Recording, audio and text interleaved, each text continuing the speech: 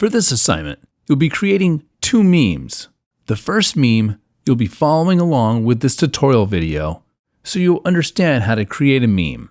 And the second meme, you'll create by yourself after you watch the skill build. Download the asset from the assignment page and we're going to add text to it. I'll be using Photoshop. If you'd like to use another app, go for it. So in Photoshop, I want to add text. The text tool is on the left side in the toolbox. It has a T. Click on it. When we click on one of the tools, at the top will be options for that tool. Click on Center Text, and then click in the top middle of the image and write what you want to write, and then click on the Move tool to deselect the type, and then press the T for the text tool again, but don't select the type.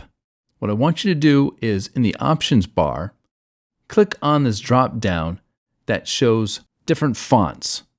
You can hover over the different fonts and see the different fonts visually. I like the font Impact. A lot of memes use that particular font, so I'm going to select it.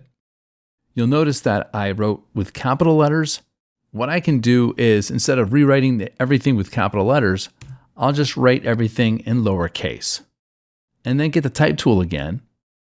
In the options bar, there's the color up here.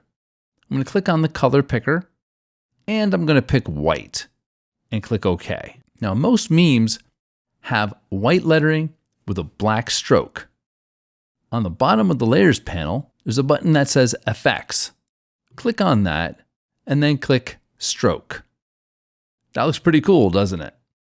I have a size of 7 right now. The position is outside. That's fine for now. Let's click OK.